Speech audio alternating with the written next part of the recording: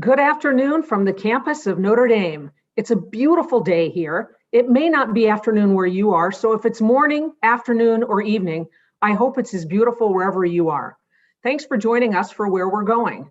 This series from ThinkND explores key topics on how the work happening here at Notre Dame relates to and impacts the United States and the world at large. I'm Dolly Duffy, the Executive Director of your Notre Dame Alumni Association. And this month, we are exploring privacy. Last week, we talked about projects that our Notre Dame faculty are leading. And today, we will hear from some alumni who will share their perspectives with us. One of the unique features of our program is the ability for you to ask our panelists questions. We invite you to ask these questions using the Google form that we're sharing with you now. If you've already submitted questions, we thank you for your participation, and we've worked them into the program. Please submit your questions and know that we'll try to get as many of them answered as possible. And now I'd like to welcome our moderator for today's discussion, Mark McKenna. Mark is a 1997 graduate of Notre Dame and currently the John P. Murphy Foundation Professor of Law at the Notre Dame Law School and the Director of the Notre Dame Technology Ethics Center. Mark, that's a long title. Mark has two significant things happen last week. And first, I want to congratulate you on the great virtual conference on algorithmic bias.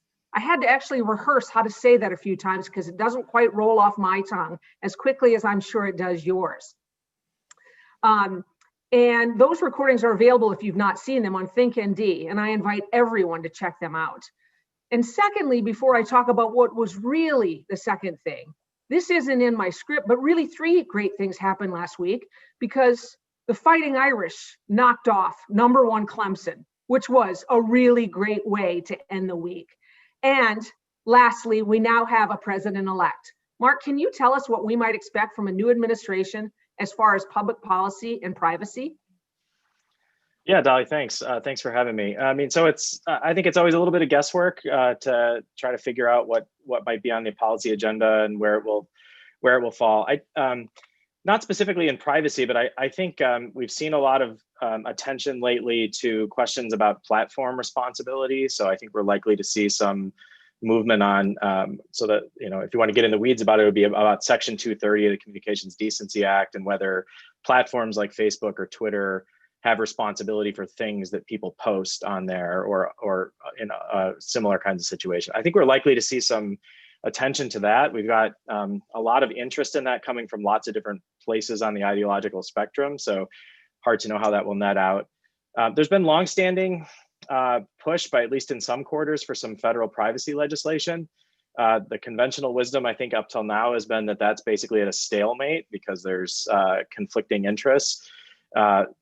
Some possibility we'll see at least a renewed interest in that. But, and I think obviously, around sort of issues dealing with the treatments of and further ways of thinking about COVID could possibly raise some privacy questions that we'll see. So, at least some chance that there'll be privacy on the agenda.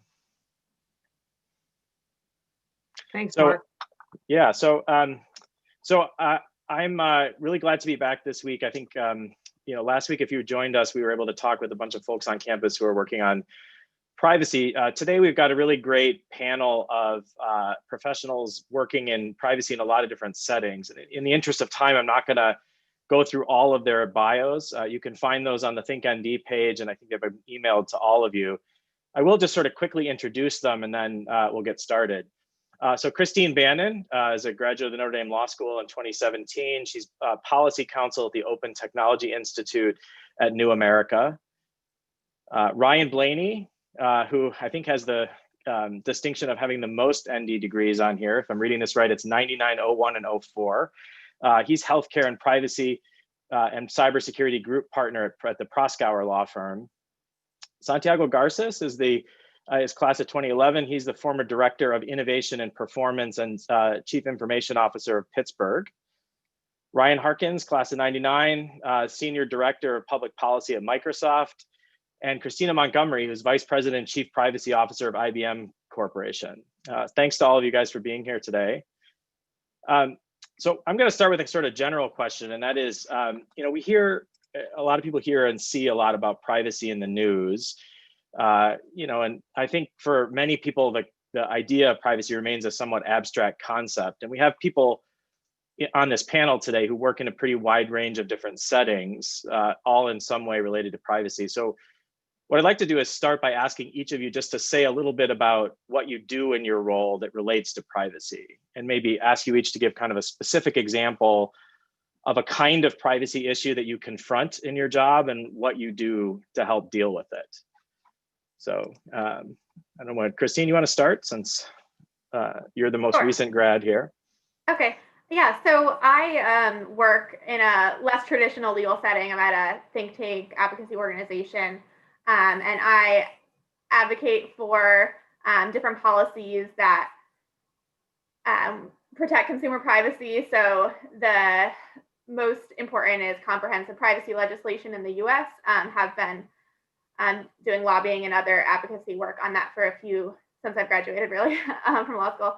And so that would be to have like a federal standard that would protect all different sorts of information that's collected by different companies. I'll say, I think to make the concept a little less abstract, just to draw the difference between security and privacy. So I think a lot of people think of privacy as like data breaches and maybe like Equifax and your social security number being out there. And that's, security, and that's definitely part of it, but it's also how just the companies that you engage with and have legitimate means to access your information aren't criminal actors, that what they're doing with your information, who they're disclosing it to, what third-party arrangements they may have. So I'd like to, encourage people to think of it more broadly than just data security. Okay, great. So I'm going to go clockwise on my screen. So Ryan Blaney, that would put you next. All right. Thanks, Mark. And thanks, Christine. Thanks for, really happy to kind of participate in this, and thanks for the opportunity. So I work at a large law firm. So my practice is probably more traditional in the sense of providing legal advice. We tend to represent large corporations. I do a lot of work with employers, especially related to COVID-19. So I had a group that has about 30 attorneys that are in privacy and cybersecurity, and we're primarily in the US, but also have lawyers in the UK and Paris.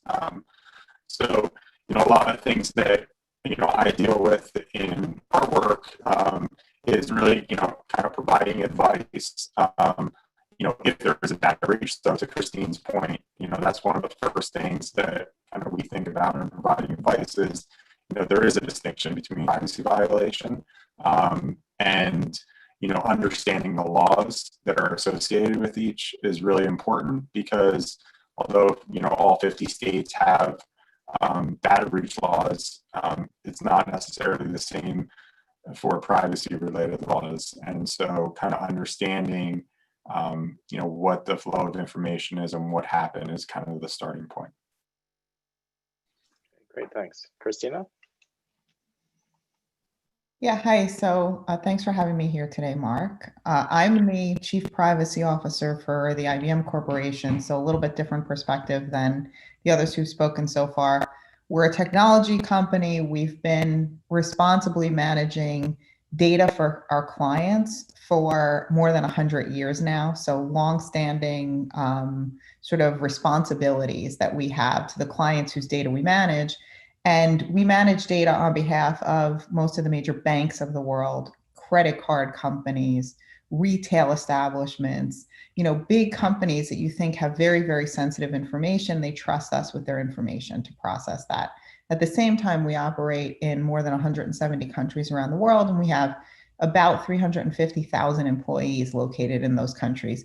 So with respect to our own data, employment data, and that kind of thing that we have, marketing data, business contact information, we are also primarily responsible. So I sort of sit at the part of the company. I own compliance with all of those global regulations around the world.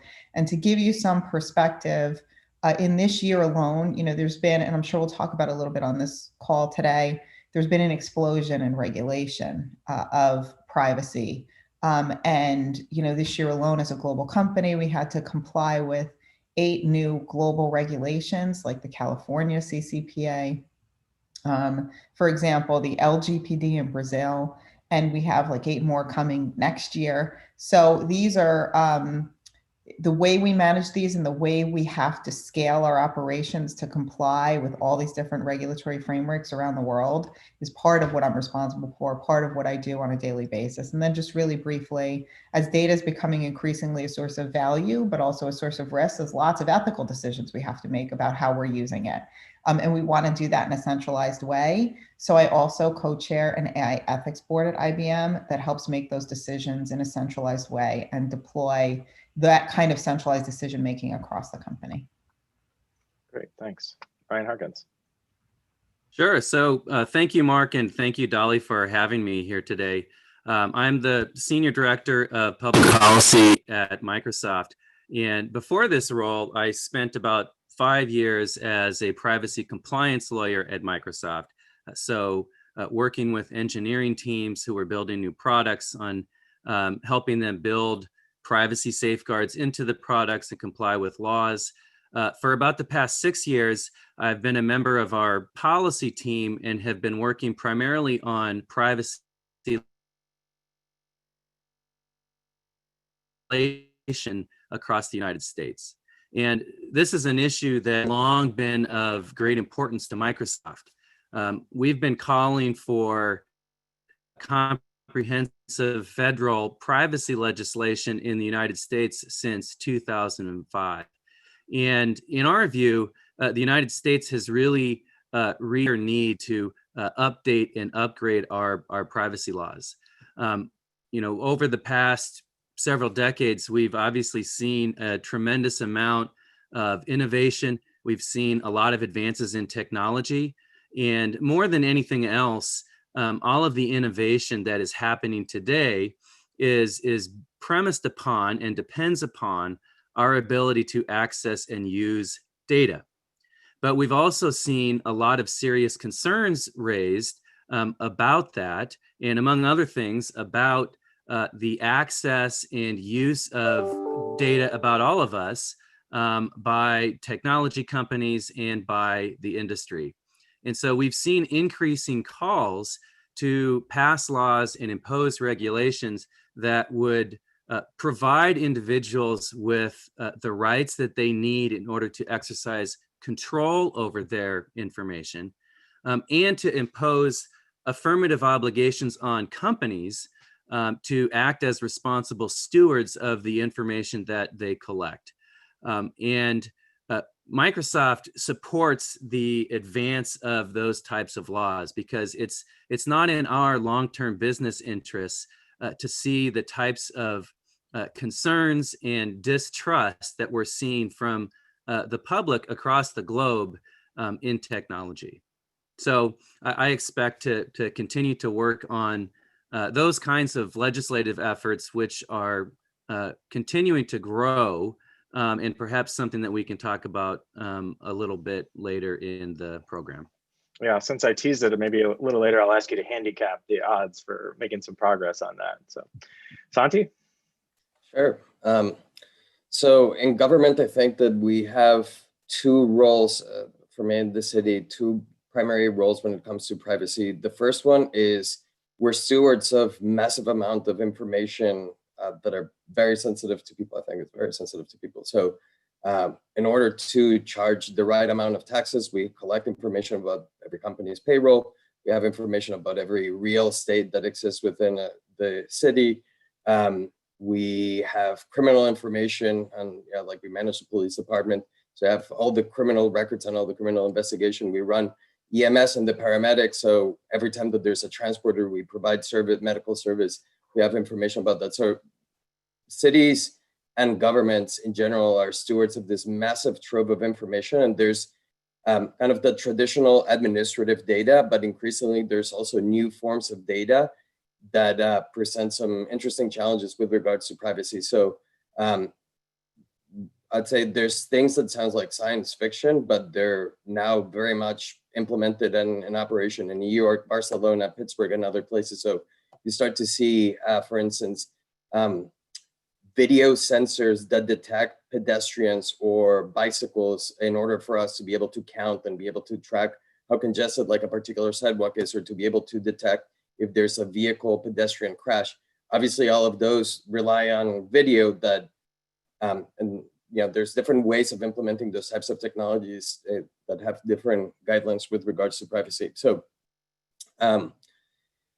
same thing with acoustic sensors to be able to detect violations. So people don't like when there's construction in residential areas past certain areas. So one of the things that Barcelona, for instance, New York is doing is deploying acoustic sensors to be able to detect and also classify what is the source. Is it construction? Is it trucks? What is the source of those disruptions? So that's kind of like the first role, which is the kind of being stewards. And I think that my main role in that regard has been thinking about particularly the governance of how does the city make decisions? How do we first understand what is the information that we're collecting and think about it, how we collect it, and so on and so forth. And two, how is it that we make decisions around how is it that we can use that information and kind of instead of just letting the bureaucracy kind of run wild, being intentional and thoughtful in that regard. And then the second piece, people have talked about regulation. So the government also plays a regulatory role. Typically, I work a lot with counterparts from other parts of the world. And the US is lagging in privacy regulation at the federal level that we've seen Europe and other places kind of be at the forefront of that. Some states are starting to kind of step up, like California, but there's even some cities that are starting to figure out what is the regulatory role that they have. So obviously we don't have jurisdiction over some of these pieces within the geographic bounds of the city, but you're starting to see places like the city of LA starting to impose privacy code of ethics that they're making their vendors respond to, and making sure that anyone that does business with the city, so kind of leveraging the purchasing power of the city to drive behavior changes and whatnot. So it's very interesting space, and usually in government, you do all of this while having 50 other things to do, and there's not enough time and not enough money to do them all, but they're very interesting. Yeah, thanks. So one theme that in several of the comments here, Christina, you mentioned sort of an explosion in new regulatory frameworks. And I think there's a strong sense that many people have that a lot of the questions that we have about privacy are kind of new. And so I'm curious about your reactions to that, whether the issues that you all are dealing with are really new. Some of your roles are probably new in your institutions. They're probably not roles that people had 30 or 40 years ago, but are the issues new? Are we just starting to deal with them more effectively? Is it technology that's making the question, making these things more prominent? Any thoughts on that? Christina, you want to go first since? Sure. So I don't necessarily think, I think some of the issues are new. For example, artificial intelligence is a new technology that uses data in ways that we hadn't particularly thought of using data before. And it can enable the creation essentially of personal data where you didn't really think of things as personal data before. So, I think there's been some evolution in technology that's moved more quickly than the regulatory landscape has been able to keep up with that. So it's been sort of left to companies to think about how in many parts of the world, and I know, Microsoft mentioned it here on this call today, and IBM thinks about it the same way, in the absence of, for example, national privacy legislation in the United States, what standards do you use? In the absence of a broad regulatory framework for artificial intelligence, what are the principles you're going to follow, and how do you translate those principles into practice across a company? So I think it's a combination of this evolution, this increasing amount of data, some of which is very personal, some of which is being collected without you even realizing what companies have, and the ability to share that data in ways that are unlocking new issues. And then for companies like us, as you watch the global regulatory landscape evolve across the globe, you may have the same principles associated with individuals having a right under GDPR, for example, to access all the data a company has on them. And to correct that data or have it deleted. But the ability to operationalize that across a company and to comply with different timeframes in different jurisdictions and different access requests, and to get your arms around everything that's held across the company on an individual in various databases and the like, those are new challenges for companies having to respond to these rights that are now sort of enshrined in regulations. So Ryan, Blaney, maybe I'll throw that to you next. I suspect when you graduated from law school, there was not a privacy and cybersecurity practice group at your firm. You're muted, Ryan. Yeah, there you go. Can you hear me now? No, there was not. When I graduated from law school, there wasn't really a focus on privacy. So my background was so I was a teacher in ACE. That's my middle degree from Notre Dame. So I taught, and then I went to law school, and I started as a litigator and I was primarily doing healthcare litigation. And so, back in 1996, HIPAA, which is the primary healthcare regulation for privacy and security, did exist, but it was really isolated to healthcare providers, your physicians, your health insurance. It was 2013 when the what's called now colloquially called the omnibus rule kind of extended HIPAA to service providers, made it more clear that it extended to service providers. And that's kind of when my kind of focus on privacy really increased, and my work in that space really increased, was kind of dealing with all of these third parties that were contracting with healthcare providers. And it really, since then, you see many of those concepts, the transparency concepts, the notice requirement concepts that all existed in 96 and kind of moved forward under HIPAA are now extending to other industries and are really kind of the principles of many of the state and international privacy laws. Is those concepts, those core principles. And so yeah, it's evolved tremendously, over the time that I've been practicing law. And, I think the biggest change that I've seen is that there's more and more awareness by consumers about their respective privacy rights. And they are coming to companies and they are coming to regulators seeking to push for and enforce those rights. And that's what we see. I see a lot of my practices kind of dealing with that when the regulators come knocking on a company's door about a complaint they might have received. Christine, I know you've been working in some of the policy organizations since you got out of law school. Do you have a sense of like how new that is and like how those organizations got started and what they were focused on? So my previous organization, EPIC, the Electronic Privacy Information Center, has been around for over 25 years, so not new. And my current organization's been around for about 15. So people have been definitely advocating for consumer rights around these issues for a long time. A lot of these organizations started around the issue of encryption and government threats to undermine encryption.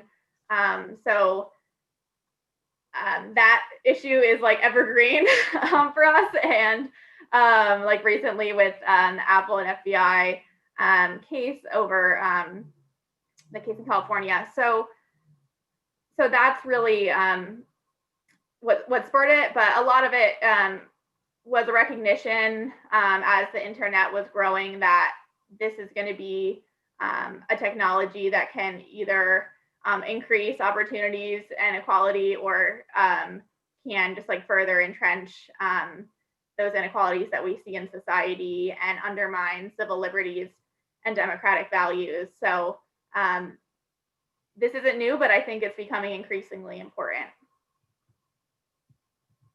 Santi, did you have any thoughts about that? Because I suspect that cities like Pittsburgh are, just starting to figure out like how they're going to manage these kind of questions. These are relatively new roles, I gather. Yeah, I think there's been a push for digitization in the past, like maybe 20 years in government that really, I mean, in the past, I think that the same concerns existed around consent, around like what, making sure that people understood what data they're providing and how the data is going to be used, so on and so forth. So I think that those concerns have been the same. I think that the digitization of the information really allows it to be reused and extracted and shared in new ways. So you start seeing like around, for instance, the 2010, when cities started first posting data on open data portals and sharing the information that is publicly available, but in mass, like all of the kind of tables and all this information out there, which again starts being able, there's new threats from a privacy standpoint in terms of aggregation, you know, the ability of de-anonymizing data that had been anonymized in an open data portal by using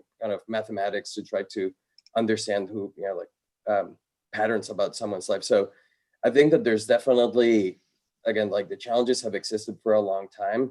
In the past 10 years, there's been a proliferation of chief data officers and people that have kind of trying to understand what is the business value and how is it that a lot of these things get articulated in cities. And the challenges that you see, again, I think from what I see is there's a large spectrum in terms of maturity. There's some places that have no clue what, you know, like some of the challenges around some of these issues, but on the cybersecurity side and the privacy side, there are other places like Seattle had been thinking about privacy for a long time, and they actually have a pretty robust and mature privacy program as a city.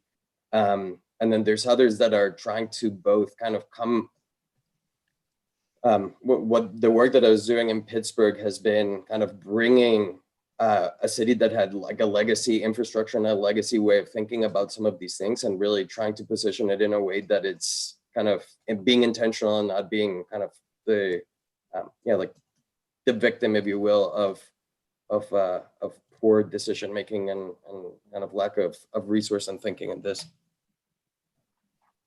Yeah, Ryan Harkins, I don't know if you wanted to add something there, because you were talking before about sort of Microsoft's long-standing interest in privacy, and I think that puts you as a technology company kind of ahead of the curve relative to some of the newcomers, not maybe compared to IBM, but certainly to some of the platform companies that we see now. Do you have thoughts about sort of how it's evolved in your career?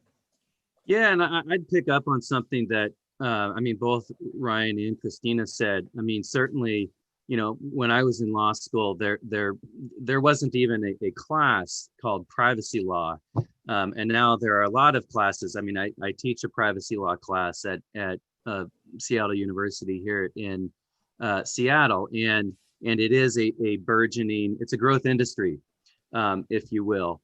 But I'd also, you know, picking up on what Christina was mentioning, you know, I think that by and large, the legal issues that the proliferation of data has created, and that the access to and use of data by whether it's the government or the private sector has created, aren't necessarily all that different. But the way we think about them and the way we need to apply those legal issues has changed and is struggling to catch up with the advance of technology. And, you know, we do see a vacuum to some extent in the United States, given that the United States has not passed a comprehensive federal privacy law. The United States has traditionally taken a different approach to much of the rest of the world when it comes to regulating the way the private sector collects and uses data. The United States has traditionally taken sort of a sectoral approach. So we have narrow laws that address, say, privacy in healthcare, like the HIPAA and the HITECH Act, or privacy in the financial industry. But we don't have a broad statute that applies to all privacy issues across all industries. And that's in contrast to the way, for example, Europe has long dealt with privacy. Europe, you know, dating back to 1995, had something called the Data Protection Directive, which does attempt to address privacy issues across all industries. And if you've heard of the General Data Protection Regulation in Europe, or the GDPR, that was Europe's effort a couple of years ago, essentially to update its law. And we've seen an increasing list of countries around the world, Christina was alluding to this, who are passing comprehensive models based upon Europe's law.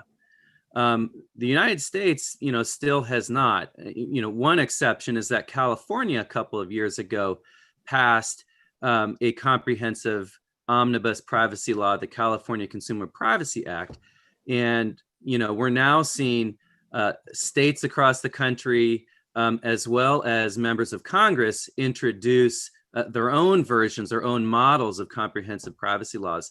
But that gap has left, industry in the United States essentially to regulate itself. And there are things that private sector entities can and should do. Like IBM, Microsoft several years ago created an ethics committee at the company, the Ether Committee, which I always forget what it stands for, but it's our AI and ethics committee, and it consists of senior leaders from across the company who evaluate. They've first created a set of ethical principles that will guide the company in terms of how we develop technology, the kinds of AI solutions we'll develop, the kinds of solutions that we'll deploy, and to make decisions on the sorts of things we will do and the sorts of things we won't do. And that's all well and good, but there's only so much that in our view, private sector entities can do by themselves. We also, particularly if we want to address some of the serious and legitimate concerns that we've seen the public increasingly raise, we also frankly need law. And that's why I spend all of my time working on legislation. Great.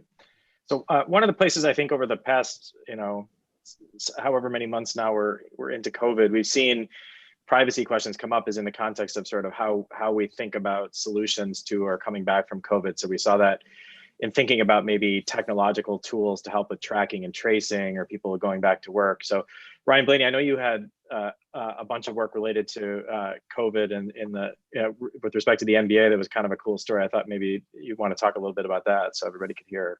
Yeah, of course. No, thanks. So, first of all, I'd say I completely agree with Ryan that, positioning the company matters so much in terms of, with a lack of a national privacy law, with a lack of kind of national guidelines, so much of it, is put on the companies to have to figure out and to position themselves as, pro privacy, pro cybersecurity, and that really matters. And so to speak to kind of the work that I was doing with the NBA, my law firm represents a lot of the sports leagues. And so when the COVID hit, obviously the sports leagues, professional sports leagues, were tremendously impacted. Both had the opportunity to work on both the NBA and NFL. And the NBA was obviously very proactive in trying to figure out how to put together a season. And they ended up kind of creating a bubble in Orlando. And we were very much involved in even the selection of Orlando versus another location. And it was really interesting. We had a whole team here at Proskauer that was helping, and there was all sorts of obvious related questions. I was helping on the privacy and healthcare side, but there was labor and employment questions, there was liability questions. And so on the healthcare and privacy side, that was challenged because there was not a national privacy law. And, so simple questions, such as, what you could collect, what you could share, really required an understanding of who the people were, where they were located, what resident they might have been, where are we going to have this bubble? So we were planning for whether it was in one location or another location, Florida versus another location, and trying to address kind of all these ongoing questions. and then trying to put in place kind of, risk mitigation. Obviously, the most important being, trying to get consent from everybody. And then you had obviously a different dynamic because the Players Association, the NBA is unionized, the players. So kind of working with the unions on all of this. And then, thinking about outside of the unions, you had all of these vendors like ESPN and news reporters that were going to be part of the bubble. You had the possibility, which eventually they ended up doing, have family and friends of the players, especially as they got to the playoffs. So it was really, all novel questions, all new questions. The guidance was coming out from cities daily. So that New York was issuing, reopening guidelines. Another state would issue guidelines. And so constantly trying to, move and update and put in place the best measures that we could. So it was a great experience. Luckily, that went well down with the NBA. And, we've had the opportunity to kind of help other leagues too. Yeah, Santi, so you must have been in the midst of all those city guidelines and coming out. And so can you talk a little bit about sort of what complications there were related to COVID that, made the city have to deal with privacy questions? Yeah, so our paramedics and firefighters were part of the teams that obviously were responding to the emergency and also helping with contact tracing with the hospital system. So fortunately, I think Western Pennsylvania was lucky in that both the health officials in Pennsylvania, the local state health officials, and the health providers were very well aligned. And but there's some questions around, for instance, do you start using FLIR cameras, the infrared cameras, to try to detect people's temperature before they're entering buildings? And there's a number of vendors that were coming to us, and we're trying to keep up access to, for instance, the courts and to and to some of the public buildings. And there were some concerns. Ultimately, decided not to take action. Kind of initially, the guidance was around social distancing and preventing some of these things. But it's incredible the speed at which some of the vendors were coming up with technology to try to sell to us some of these tools that were kind of disturbing. And I know that there's, again, some jurisdictions that did go and start implementing some of these things kind of rather quickly. Yeah, great. So I have a couple more questions. I just want to encourage everybody who's watching to send in questions. We're starting to get some good ones, but if you have some more, feel free to send them in. So one thing I thought maybe, well, actually, maybe many of you will have comments about this, but so Christina, you and Ryan Harkins, you both work at companies that are sort of consumer facing, in the sense that a fair amount of the data that you collect is either from your customers or your customers are relying on you to protect the data. A lot of the companies that get attention in the privacy space, well, should be maybe getting more attention in the privacy space, are a couple of steps removed from the people whose data it is. So people like entities like data brokers, or people who are collecting and sharing ad information. And so they don't have the same sort of business pressure, I think, from their customers in order to, so Christina, you were talking about how many of your big clients are really relying on you to take good care of their data, but maybe data brokers don't have the same interest or the same sort of alignment there. So I wonder if you could talk a little bit about sort of how you regulate in a world where people have such divergent relationships that they need to manage in terms of privacy, where some people have business responsibility and others are sort of removed from the people whose data they're handling. Yeah, it's interesting. So we're an enterprise technology company. So we have very little consumer data that we handle directly with a direct relationship to consumers, right? Our data doesn't belong. The data that we're processing on behalf of our clients is our clients' data, the businesses and the banks and the world, et cetera, that we're working for. So our obligations there are essentially defined by contract. And we follow the the guidelines, the contractual terms and conditions, et cetera, that are dictated to us by our clients. But I do think it comes back to a point of accountability with respect to anybody, regardless of your role in the chain, right, to handle data in a responsible way. That will mean something different for an enterprise technology provider who doesn't own or control data, because, you know, there's a lot of, there are things you don't want to necessarily establish a direct relationship with a consumer. They don't want to hear from me. I don't know their names. Most of the time, IBM doesn't know what data you know, we necessarily have. We process it if we're processing it on behalf of our clients. So those responsibilities should be allocated in accordance with the relationship that you have. But anybody that's handling data in whatever form should be accountable. And there are ways to structure that in legal frameworks and ways to operate as a company that should take that into account. I know we do it in our operations. A lot of legislative frameworks are structured that way as well, with distinctions between the different relationships and the role that you have to be responsible for that. So. Yeah, and just to add on to that, I mean, Microsoft is both an enterprise company and a consumer-facing company. So we have some services like Microsoft Azure, which is our primary cloud computing service, which is primarily an enterprise service.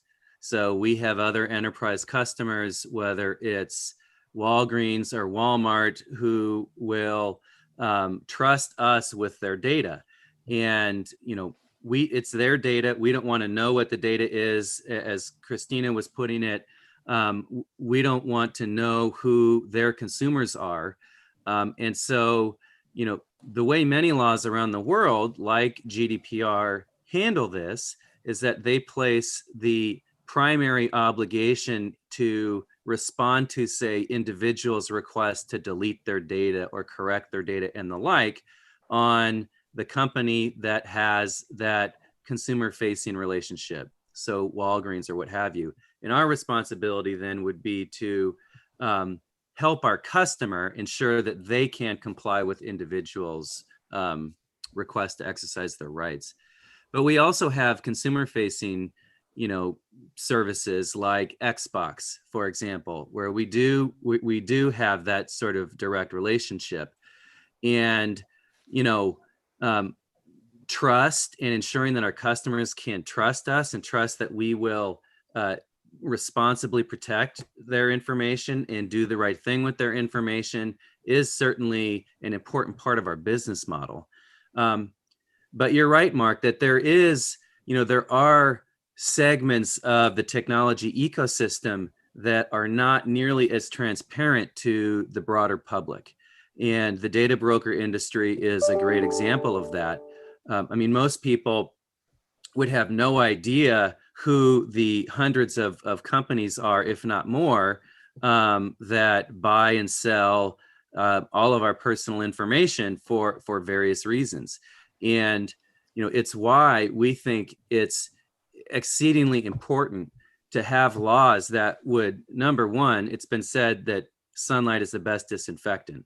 To shine a light on who the various actors are in the ecosystem and provide transparency about what information they collect and why. To provide consumers with the ability to exercise rights with respect to their data. So the rights to access your personal data, to correct it, to delete it, etc. And to do so in a way that's scalable. So, you know, to do so in a way that doesn't require me or anyone else to have to go around to 100 different companies in order to exercise those rights.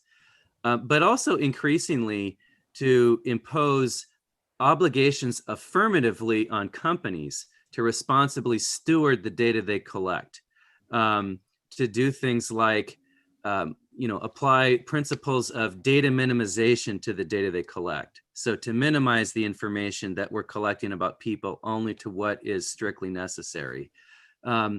To ensure that if companies are going to use algorithms or computer programs and data sets in order to make predictions about people, particularly if they're predictions about consequential decisions, whether to grant us credit or insurance or employment and the like, that those kinds of decisions, are done with transparency to the end user, that they won't be used to discriminate against people based upon protected classes, that they will be done fairly and accurately, and that people will continue to have the kinds of due process rights with respect to those decisions that we traditionally have had in this country. And if I can add to that point, because I think that, what Ryan is saying is interesting, because in some sense, even though there's in the US, I think a largely negative attitude towards government knowing information about you. And obviously there's the NSA scandals a few years ago and whatnot. But I think that precisely operating with transparency, with governance, and with an ability of understanding what is it that people are doing with your information, something that government traditionally has done better than the private sector. And again, like cities have been leading the way with the open data portals, and also the ability of, like if a resident doesn't like the way that a city is handling certain process, they know they can contact their council member. They know that they have a recourse. And I think that right now the state of play is you have to count on the technology companies, especially as you're talking, Mark, about the data brokers and these people that are 2 or 3 steps removed from doing the right thing. There's people that will sell data for cell phone companies. And I think that people don't know that about like your location, what you've done, how long you visited, how quickly did you move. Google tracks all sorts of information, or, and they derive other information, like what was the mode of transportation that you took, so on and so forth. And I think that, like there's people don't always feel as aware or as connected the way that they do feel connected and have the ability of making decisions around government. Yeah, for anyone who didn't see it, the New York Times did this really great 7-part series on location data several months back, where they basically were exposing the extent of the location data that's gathered on individual people and the granularity of it and the way they can use it to identify all your movements. I'd recommend people take a look at that. So we don't have too much time left, but I do want to ask a kind of like broad forward-looking question. So Christine, I'll start with you on this one, since I know you guys are thinking a lot about policy in the future. What do you think is the next big challenge in privacy? Not that we've got any of the ones that we've currently facing totally resolved, but what's the next big thing coming down the pike?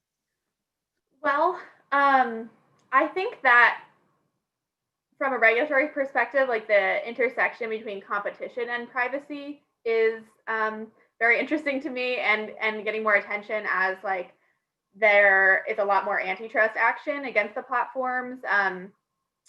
So the House report that came out recently, and then the DOJ action against Google, AG actions against Google, and then there's going to be an FTC case against Facebook. And the US system is less focused on the data aspect of this, but Europe has really been a lot more active in this. So I did a filing recently with the European Commission about the Google Fitbit merger, and looking how those how acquiring a new company is also acquiring their data, and what that means for consumer privacy and a company's advantage in various markets. So from my perspective, that's a real key area of concern for legislators and regulators going forward. Great. How about you, Brian, Blaney? Do you have things that your clients are just starting to see, or that you're foreseeing on the horizon for your clients? Yeah, I would, 2 things. One, I would say that I think you're going to see, kind of going forward, more of an operational approach to privacy by corporations. Obviously the Microsofts and the IBMs have already advanced and done that, but other companies aren't as far advanced. So similar to how cybersecurity, has been operationalized by companies, and you have extensive IT departments that really focus and have written policies and procedure in place. I think as more and more the laws come into effect in the US, especially like the CCPA and other laws, that you're going to see much more of a corporation operational approach to privacy as well, to be able to respond to requests and so forth. The second thing I would say is that, so my space is often, in the healthcare world and privacy. And I think as, more and more of the technology develops around the use of AI in healthcare, that regulators are already scrutinizing, many of, big relationships that health systems have with cloud providers, with other large technology companies, and what those large technology companies are doing with medical records to develop AI and technology. I think that will be an area that will continue to get a lot of attention and scrutiny, and that will continue to develop, because there really is a lot of value, obviously, in applying a lot of that technology to be able to help in the healthcare space. But there really is an absence right now of guidance from the regulators about how you can successfully do that and maintain privacy rights of the patients. Yeah, great. I think that's thinking about sort of what competition law or antitrust law is going to look like, and some of these other regulatory spaces, and the extent to which control over data is going to be on the radar screen of regulators, I think is one interesting place to watch. Christina and Ryan, do you guys have thoughts about sort of what you're seeing within your own companies that may be emerging? Ryan, you want to start, or you want me to? Sure. Yeah, I can start. I think a couple things come to mind. One is that we're going to see continued pushes to pass comprehensive privacy legislation. And I'm actually more bullish about the prospect of federal comprehensive privacy legislation than you might think. It doesn't mean I'm going to bet the farm on Congress actually passing something. And to some extent, we still have to wait and see who's going to control the Senate, which will depend upon the two runoff elections in Georgia. But almost regardless of who controls the Senate, I think there are decent prospects there. We've seen both Republicans. So a proposal introduced this last year by Senator Roger Wicker, Republican from Mississippi, who chairs the U.S. Senate's Judiciary Committee, as well as a proposal by Senator Maria Cantwell, a Democrat from our home state in Washington. Both of those proposals, share a lot in common. And there are a couple of key issues that are sticking points, namely preemption and enforcement, and whether bills will have a private right of action or not. But by and large, those bills are a lot alike. But even in the absence of federal comprehensive privacy legislation, we will continue to see the states act. And so, as we mentioned, California passed the country's first comprehensive privacy law a couple of years ago, the California Consumer Privacy Act. Californians in this last election just passed a ballot initiative to amend and expand that privacy law. And one of the more interesting aspects of that is that California is going to create the country's first data protection regulator, a data protection agency, which will be responsible for issuing regulations and enforcing California's privacy law. But we'll also see, states like our home state of Washington, for example, which the past couple of years has made serious efforts to pass their own comprehensive privacy law. I've been heavily involved in those efforts and bear some of the emotional scars from that experience. But we will see Washington and others continue to try and do that. And finally, I think we're going to see increased efforts to address and regulate the use of biometrics and things like facial recognition technology. We've seen increasing calls around the country from some to ban the use of facial recognition technology by governments. Washington State passed a first of its kind law to regulate the government's use of facial recognition technology this last year. And I think we'll see similar efforts. Yeah, and these are all great points. And every single point that was mentioned by the people on this panel just now are things that I think about on probably a daily basis. So I think we're in the early innings just in general in terms of privacy and how we think about just that broader context of data. But I guess the only thing I would add to that, and it's a big thing for us as a cloud provider, right? We're a hybrid cloud and AI company, meaning that we are in part looking for people to move workloads to cloud environments off premises that can be managed across borders, right? So this whole concept of data localization and access from the US, for example, to private information or personal information of a citizen in the European Union, just as part of your day-to-day processing activity. More and more of the laws that we're seeing are focused on, some of the proposals in particular in India and China are going to call for some localization of data, that it has to be stored in country. There's more focus on the ability with the GDPR, and I won't get into the details, but in Europe, regulating whether data can be transferred or accessed by a provider, a US company, even though it may even be sitting within the European Union in a cloud. So there's this conflict, I think, between the way technology is going, which is this, cloud environments, the ability to move and transfer data freely, and the legal frameworks and the way countries are thinking about not only how they can value data, store data, and protect data of their citizens. So that confluence is going to get increasingly more attention, I think, over the next year. Great. So, Santi, you want to take us in for a landing here? Sure. Yeah,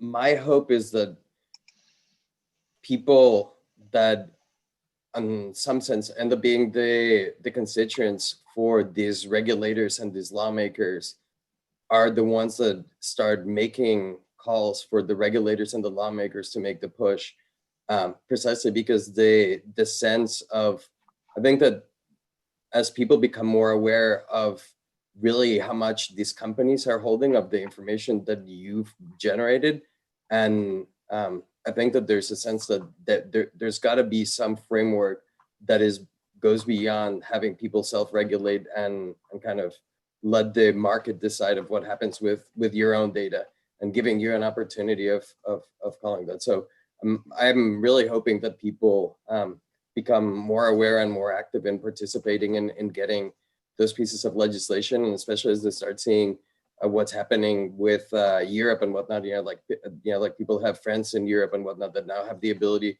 and recourse to go and say, hey, the right to forget, and being able to activate some of these rights that these folks have. I think that it's interesting that on the one hand, you have these like really high risks that are all the more looming. There's like a company that's talking about testing for opioids or for COVID using sewage, so embedding sensors in the sewers to be able to detect it. And like the question is like, what happens to someone who's recovering from an addiction or whatnot, and all of a sudden you're detecting like how does that information get handled is problematic. So I think there's, on the one hand, even more uses and more, the technology is going to be more pervasive in more places in the public spaces, and I think that people coming to an understanding of why this is important, and that it needs to be done openly and democratically in deciding how is it that we make as a society decisions around these tools and our data. So it's interesting. Yeah, thank you. That's a good way to end. So we're out of time. Thanks for joining us today. I want to particularly thank all of our panelists, as well as the ThinkND team from the Alumni Association for hosting the series. Next week, we're back for another panel. That one will be focused on the global viewpoint. So picking up on Christina's themes there, we'll hear from some practitioners who are practicing elsewhere around the world. Please feel free to share the series with your friends. We're still accepting registrations throughout the entire program, and each one of these can stand alone, so people can sign up just for the last part of the series. Thanks everybody for being here, and thanks especially to the panelists. We'll see you next time.